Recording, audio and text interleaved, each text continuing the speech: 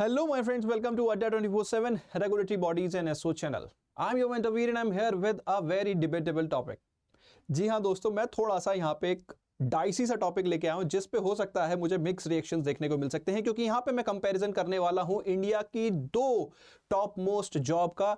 And उनका basically जो comparison का क्राइटेरिया है वो सैलरी है, बट कहीं ना कहीं मैं आप लोगों को थोड़ा सा आई ओपनिंग ओपिनियन भी देने का कोशिश करूंगा। हो सकता है कुछ लोग इसको ये बोलें कि सर ये आपका बायस्ड ओपिनियन है, बट आई वुड से कि मैं कोशिश करूंगा कि न्यूट्रली रहूं, because I am into the regulatory domain और कहीं ना कहीं मेरा बैकग्राउंड यूपीएससी का भी रहा है, तो I will try to remain a balance. But अगर कुछ चीजें ऑफेंड करें तो प्लीज नाराज होने की जरूरत नहीं है, आप उसको ये समझ सकते हैं कि वो मेरा पर्सनल ओपिनियन है, ठीक है। तो इसी के साथ वीडियो करते हैं स्टार्ट। बहुत इंटरेस्टिंग है, एंड तक बने रहना कि अगर आप आरबीआई की प्रिपरेशन कर रहे हो या यूपीएससी की प्रिपरेशन कर रहे हो तो दोनों का कंपैरिजन जानना बहुत ज्यादा जरूरी है।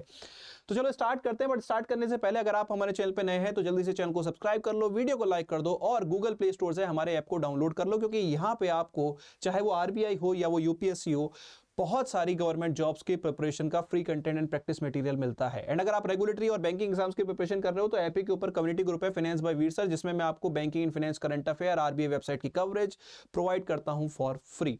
तो जल्दी से इसको फॉलो कर लो। एंड अगर आप हमारे किसी कोर्स में एनरोल करना चाहते हो, लाइक अगर आपको रेगुलेटरी बैंकिंग इंश्योरेंस एग्जाम्स की तैयारी करनी है, तो मार्केट में सबसे ज्यादा अफोर्डेबल कोर्स वो है बैंक महापेक प्लस। एक ही कोर्स के अंदर मल्टीपल एग्जाम्स की कवरेज, मल्टीपल अटेम्प्ट्स तक अगर आपके पास प्रॉपर वैलिडिटी है, और इस कोर्स को अफोर्डेबल बनाता है ये code Y581 and the coins from the app. और वैलिडिटी से याद आया दोस्तों, अभी हमारी चल रही है रिपब्लिक डे सेल, तो सबसे पहले आप सभी को रिपब्लिक डे की बहुत बहुत शुभकामनाएं। तो दोस्तों रिपब्लिक डे सेल पे हम आपको ऑफर कर रहे हैं 81% डिस्काउंट अगर आप ऐप से बाय करेंगे using the code Y581 and triple validity on all the महापैक्स, ठीक है। तो if you want to enrol now, क्योंकि हो सकता है कि आज ये सेल रात में 12 बजे तक ही हो, तो आई am not sure on that part, but अगर आपको एनरोल करना है तो अभी एनरोल कर दीजिए। चलिए स्टार्ट करते हैं वीडियो को। तो कहीं ना कहीं आप जो इस वीडियो के बारे में एक्सपेक्ट कर रहे हैं बहुत सारे, मतलब शायद थोड़े से मिथ्स भी क्लियर हो जाएं। तो कंपैरिजन स्टार्ट करते हैं डायरेक्टली। क्या कहानी बनाता हूं, सस्पेंस क्रिएट नहीं करता, सिंपल बातें करूंगा। देखो ऑनेस्ट बातें करने की कोशिश करूंगा, कंपैरिजन नहीं। तो आरबीआई एंड यूपीएससी दो बहुत ही इंपॉर्टेंट जॉब्स, ठीक है। और यूपीएससी का भी अगर मैं बात करूं ना, देखो यूपीएससी में अगर मैं ऑनेस्टली बात करूं तो देयर आर 3 पोस्ट जिनको मैं डेफिनेटली बोलना चाहूंगा कि कैरियर प्रोग्रेशन के तरह से कि those 3 post are to an extent, career progression के टर्म्स में टू एन एक्सटेंट, मतलब स्मॉल एक्सटेंट तक।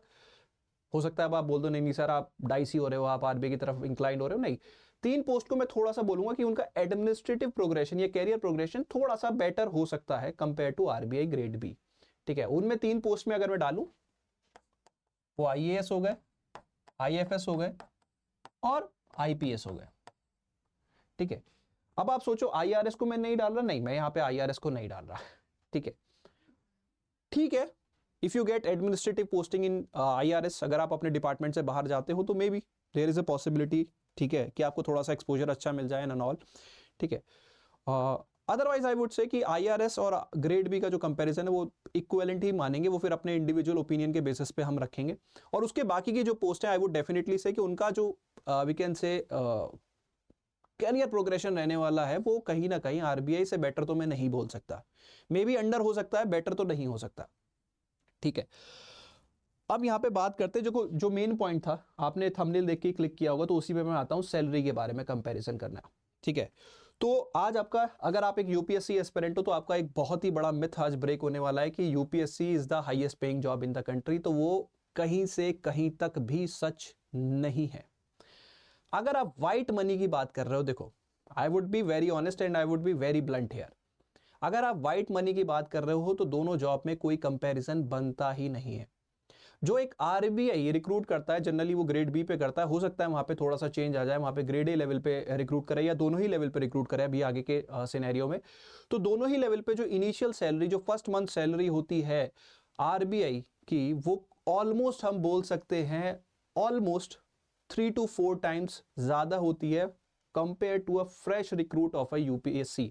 एक फ्रेश आईएएस जो ट्रेनी होता है उसके अगर आप देखो, फ्रेश ट्रेनी, अगर हम ट्रेनी के लेवल पे बात करें, जिनको यहां पे हम प्रोबेशनरी ऑफिसर्स बोल सकते हैं, ठीक है, और यहां पे हम उनको लबासना ट्रेनीज बोल सकते हैं, ठीक है।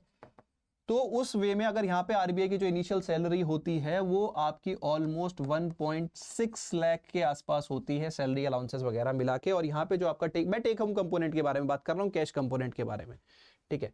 इसके अलावा भी अदर अलाउंसेस वगैरह होते हैं जिनको हम कंसिडर नहीं कर रहे, एचआरए वगैरह एंड ऑल, ठीक है। यहाँ पे आपका जो ट्रेनिंग में आपको अमाउंट मिलता है दैट इज 35 to 40,000 के आसपास। आई होप मैं यहाँ पे कोई गलत इंफॉर्मेशन नहीं प्रोवाइड कर रहा हूँ, जो मुझे बेस्ट ऑफ द नॉलेज मिली, because I am not in the UPSC domain. तो मैं सिर्फ जो मुझे आइडिया है मैं उसके बेसिस पे, क्योंकि पहले मैं एक एस्पिरेंट रह चुका हूँ खुद भी यूपीएससी का, तो उसके बेसिस पे मैं बोलूंगा इट इज स्टार्टिंग सैलरी होती है। और 2 साल तक लगभग आपकी यही सैलरी रहती है। उसके बाद आप एसडीएम के तौर पे पोस्ट होते हैं तो वहाँ पे आपकी सैलरी बढ़ जाती है। फिर आप 3 साल के बाद कहीं डीएम बनते हैं तो वहाँ पे आपकी एक हैंडसम सैलरी आपको मिलनी शुरू होती है। एंड वो जो सैलरी होती है again I would say that is lesser than this number, that is still lesser than this number. अब लेकिन ये तो हुआ 7th पे कमीशन के हिसाब से, ठीक है, कि एक आरबीआई ग्रेड बी जो ऑफिसर ट्रेनी होता है वो जो है कहीं ना कहीं कम सैलरी लेता है, और सॉरी ज्यादा सैलरी लेता है कंपेयर टू इवन 5 साल सीनियर आईएएस रिक्रूट के, ठीक है। अब यहाँ पे अगर हम देखें, देखिए क्या होता है फिर वर्क प्रोफाइल एंड आप लोग फिर वहाँ पे अलाउंसेस वगैरह ऐड कर देंगे कि यार डीएम को तो एक जो शहर का सबसे बड़ा बंगलो है वो मिलता है एंड सो की जिसकी पर मंथ रेंट जो है वो ही 4-5 लाख रुपए हो गया। तो इसी तरह आरबीआई भी एक अच्छे क्वार्टर्स प्रोवाइड करता है, ठीक है, सेफ्टी सिक्योरिटी एवरीथिंग प्रोवाइड करता है। तो देखो अपनी अपनी फिर वो counter balance and balance things आ जाती है। अल्टीमेटली सैलरी के बारे में बात करूं तो सैलरी यहाँ पे आरबीआई ग्रेड बी की हमेशा ज्यादा ही होती है और रहेगी। रीजन बीइंग आपके जो यहाँ पे सेंट्रल एम्प्लॉयज का जो रिवीजन लगता है, जैसे 8th पे कमीशन है तो उस पर अब इस साल हमारा कमीशन बैठेगा, वो फिर डिसाइड करेगा और शायद 2026 से इफ आई एम करेक्ट वो इंप्लीमेंट होगा, ठीक है। और उसके 10 साल के बाद फिर ये जो प्रोसेस है वो कंटिन्यू होगा। वहीं आरबीआई का जो वेज रिवीजन है, मतलब यहाँ पे जो वेज रिवीजन होता है वो एवरी 10th ईयर होता है, और आरबीआई में जो वेज रिवीजन होगा वो एवरी 5th ईयर हो जाता है। तो लास्ट वेज ईयर जो रिवीजन हुआ था वो 2022 में हुआ था और अब जो होगा 2027 में होगा। तो दैट मीन्स अगेन यहाँ पे जो सैलरी का रिवीजन है वो काफी, मतलब there is no way comparison हो सकता है। तो सैलरी के कंपैरिजन तो हम यहाँ पे कर ही नहीं सकते दोनों पोस्ट, मतलब दोनों ही वी कैन से वैकेंसीज को लेके। फिर भी यूपीएससी का क्रेज क्यों ज्यादा है तो उस पर भी मैं थोड़ा सा ऑनेस्ट होना चाहूंगा। देखिए एस्पिरेंट जो है, जो यूपीएससी को एक तो बचपन से सुनते आते हैं कि यार क्या है कि यूपीएससी एक पावरफुल जॉब है। हमें बचपन से सिखाया जाता है डीएम बन जाओ तो तुम्हारे पास पावर आ जाएगी, आईएसपी बन जाओ तो इन लोगों के पास क्या है, इन लोगों के पास पावर है, ठीक है। We crave for power but the reality is power मतलब कम्स विद, मतलब पावर के साथ जो है वो रेस्पॉन्सिबिलिटीज भी आती हैं, ठीक है। तो ये जो पोजीशंस हैं इन पे पावर तो मिलती है बट पावर का रियल मीनिंग होता है कि आप उसे यूज करें to serve, not to abuse. और कहीं ना कहीं जो है जो हमारा एक फिल्मी जो दिमाग चलता है ना वो कहीं ना कहीं इसी तरह से चलता है, यार ये जो पोस्ट है हमें इसमें जाना चाहिए। We crave for power. अगर आप देखो आईएएस की आप वर्क प्रोफाइल देखो तो ही इज ऑन ड्यूटी 24/7, या डिस्ट्रिक्ट में कुछ भी होगा he has to answer. IPS he is on duty 24/7। तो एक वर्क लाइफ बैलेंस नहीं होता। वहीं आरबीआई की जो है 9 to 5 की जॉब है और आराम से टेंशन फ्री, कभी कभी ओवर टाइम भी करना पड़ता है कुछ डिपार्टमेंट्स में, उसके लिए भी आप अच्छे से कंपेंसेट किए जाते हैं। तो अगर हम देखें work life balance, power component को अगर मैं छोड़ देता हूं, वर्क लाइफ बैलेंस, सैलरी, तो definitely RBI grade B is better. And RBI का जो इंफ्रास्ट्रक्चरल सेटअप है आप देखोगे कि इवन जो टॉप कॉर्पोरेट्स हैं, टॉप कंपनीज, प्राइवेट कंपनीज, उनका भी इंफ्रास्ट्रक्चरल कंपोनेंट्स इतना अच्छा नहीं होता जो आरबीआई के ऑफिसेस का है, ठीक है।